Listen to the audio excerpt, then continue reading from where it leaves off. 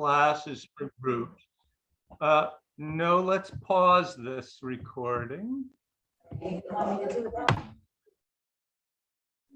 Yeah, so as I was saying, what I'm offering today is a sensibility and a set of simple practices that you can do on your own any time of day that can help support making space in the body, space and length, right? What I say, structures that should move freely in relationship to one another get glommed together. So I'm going to just pause and slow down and switch gears and try to present what I'm going to share with you in a way that you can take in. For those of you who are enjoying a meal, or for those of you who are wondering if you're going to get everything I'm saying, we're going to have this recording that hopefully you'll be able to get in the email and that you'll be able to refer back to. So our bodies have these parts that we all have, right? We have a torso, we have our arms, and we have our legs.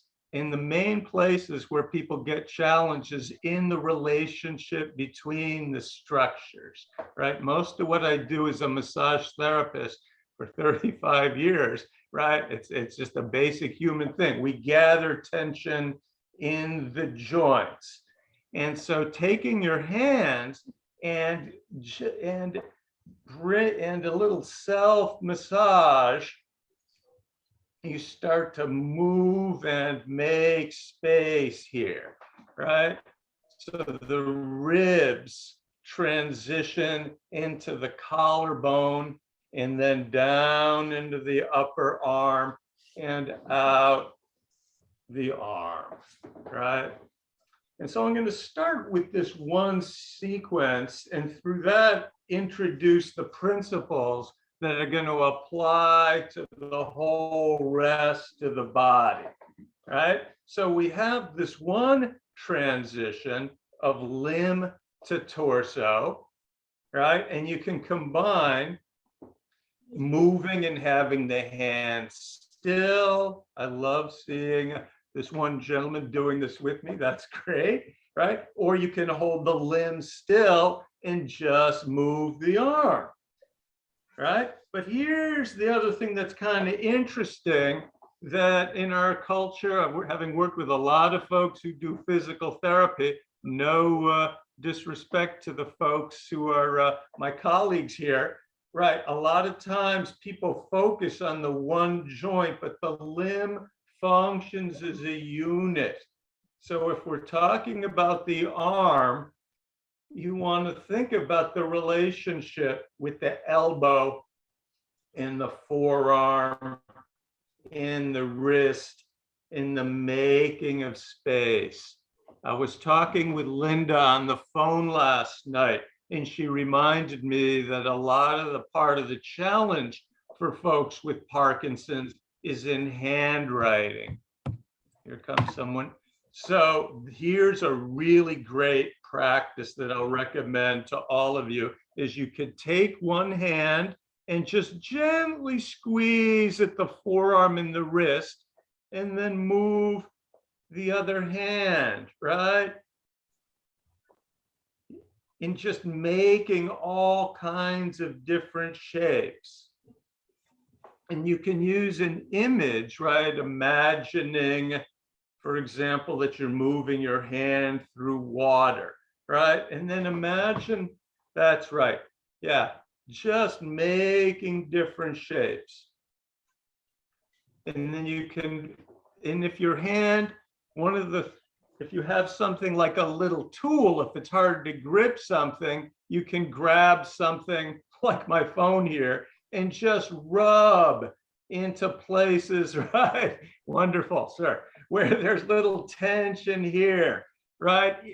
All kinds of folks, you don't have to have Parkinson's to have stiffness in the hands. And here's the good news. And I tell this again from working with clients for the years. If a person has a shoulder problem, once I open up the hand, it helps to relax the whole arm and shoulder. Yeah. So the same principle applies, of course, to the other arm. We're not going to take a lot of time now to do this, but to just going through quickly. That's wonderful, guys. I love having at least two. Amy, whoever the other guest, if you want to turn on the screen so I can see you, that helps me to guide what I'm doing in relationship to who I'm seeing. So thank you so much for doing that. Same principle applies to the lower body. I'm going to stand up if you want. You know, you can do this sitting down, but similar to what I was saying about shoulder, elbow, wrist, and hand, the whole leg functions as a unit. Hip, thigh, knee, calf, ankle, and feet. The benefit, again, a lot of clients I work with have knee problems, have hip problems. Working on the feet and ankles and adding flexibility to the arch of the foot or the ankles makes such a difference. And it's, for me, it's even impossible to balance the hip and to take out tension of the hip if there's still tension in the feet and ankles. So any little things you can do to massage your feet, there are products out there that you can use to support massaging the feet, to build flexibility for the ankles. It's so valuable, not just for relaxing that whole limb, but for relaxing the whole nervous system. So anything that you could do for that, it's like money in the bank. I haven't yet talked about the breath part. I'm going to get to that in case you were wondering. So we've talked about the two legs. Let me say another thing about the massage in the legs. You could just take your hand and just do this rubbing back and forth. If you have knee issues, just taking the muscle and warming it up like this, and then around the knee, and feeling around for places of tension, and then the idea of lifting the muscle off the bone. That's a general principle about self-massage, and it kind of, not only is it mechanically make space in the body, but just like exercise, it releases a kind of endorphins that help support a good feeling in the body.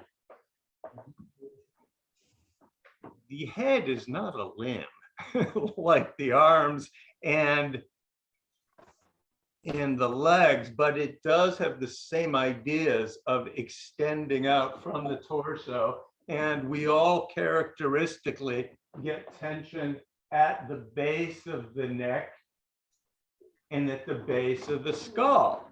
In some ways, this is one of the areas, well, this is as valuable as anything else we do. And one really simple way to address this is what I call like a dry massage, right, or a dry shampoo, right? So you could take your fingertips, right, and you can just do this on your head. For those of you who have less hair than me, I don't know if that's going to feel irritable, right? So you find your way to work with this, but it's remarkable how many folks can gather a lot of tension in the head, in the face.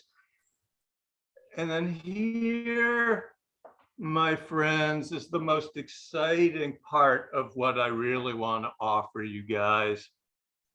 Adjust my camera a little bit, is the working with the jaw in the mouth. I have this book right here that was published 20 years ago, Parkinson's and the Art of Moving. And the guy who wrote this book, John Argue, the first chapter in that book is all about yawning. And he goes into great detail of how yawning and the use of sound vibration through the jaw, in the throat, and the upper chest is of such value to people with Parkinson's. There's this quality, and maybe some of you folks are already starting to experience this now, where there's constraint that happens in the swallowing, in the speaking, right? And so these various practices, are really helpful at helping counteract that tendency. So we can start with just a manual combing down of the facial muscles, right? If you think of the mouth as a cave, the facial muscles, right, are like the walls of the cave. And for me, just the sort of natural facial oils, right, make a little friction. One of my, I don't need to talk about this, but there's so many people have so much jaw tension. It's amazing. There's a really important little area to look at, which is if you feel below the ear, right, where the jawline comes in relationship with this little bone on the skull, right? And you can wiggle your jaw back and forth and help make some space there. That's right, beautiful. And then try that on the other side. And now we're going to add a little bit of sound. Now, those of you who y'all are muted, so you don't have to be shy about wondering what people think about your sound. I'm going to demonstrate here. Hold on.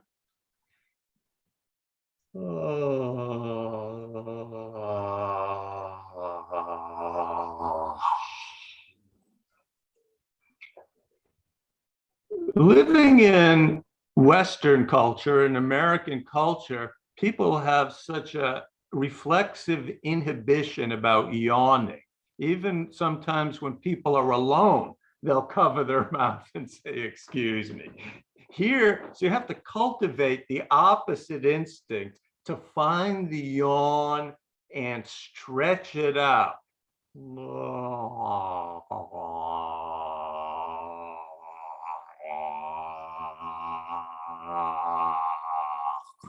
And I know in the rock steady boxing, it was beautifully done on the video. People are like, yeah, that's extremely valuable. But the more nuanced sound, as you feel into the structures of the mouth, the larynx, the pharynx, what you could call the vocal apparatus,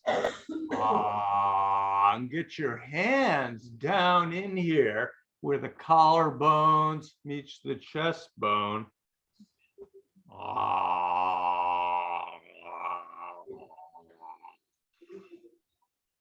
So what I would recommend in doing this is you start small and you do a few rounds of breath, and then you pause and you rest and you notice what things are, and then you do a few cycles with it. We're doing this sitting up. This can be done lying down too. There's all kinds of ways you can play with that. John Argue in his book, he talks about finding songs that you could sing. So for example, the ah sound is very powerful, but you add a consonant like la la la la la. And if you think about the religious culture and the spiritual culture, all the names like hallelujah, right? Elijah, right?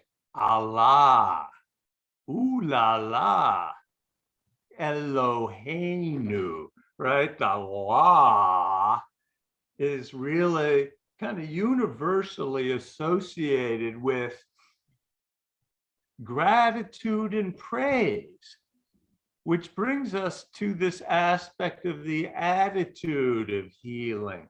To find ways, which is part of why rock steady boxing is so great, because instead of folks in the video that I'm seeing feeling like, it's such a heavy experience, having a physical issue that you need to work on, you're doing something proactive and lifts your spirits. Similarly, in the kind of practices I'm talking about, to feel the gratitude, the praise, those aspects of prayerfulness can be just a great support to integrate into the self-care practice. There's one other thing I want to say about these practices, and then I want to open it up for questions, is that everything that we were just doing here with the mouth and the throat, it resonates down lower in the body. I don't know if you gentlemen who were doing this here with me could feel that. But when the jaw and the throat open up, so too does the breathing and the pelvic floor. So these practices, I'm going to move the camera a little bit, so we can make a shift for anybody who's got any breathing problems or digestive problems. Here's this wonderful technique that I've taught to a lot of people.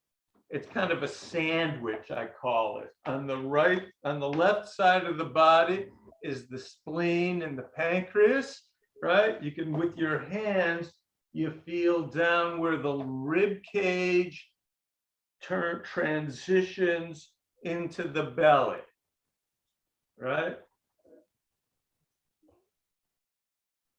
From the point of view of your hands, kind of feel what it's like to feel the quality of this place, the bony landmarks, the quality of the flesh here. And from the point of view of the inside of your body, feel what it likes to feel the warmth of the contact. And then notice if you bring up the yawn, you'll feel this area in your body start to move. And you could just do little movements with the yawn. And then you can go at some point to the other side and you slide across here. And come to the other side where the liver and the gallbladder is. I have a lot of clients that have had issues with acid reflux, for example, many, frankly.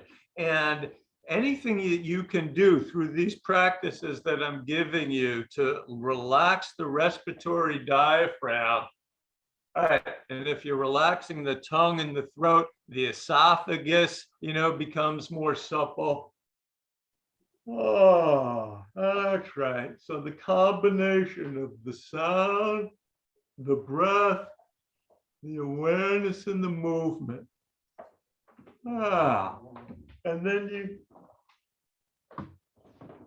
and I'm going to show you something else here. As I'm doing that, then I take my leg, I got my hands here, and I just make different shapes with my leg back and forth.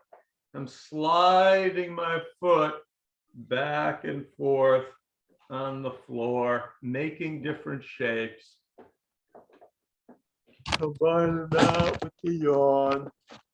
I don't know if you gentlemen, I love seeing you gentlemen here. You guys are models for me of what it's like to have, graceful aging. So I'm following in your footsteps, and truly. So I hope that you'll be able to access the video, because I'm throwing a lot of information at you. And in the video, you'll get to see that again and play with that. I think that's enough for now. I've talked a good bit. I'm going to put the recording on pause.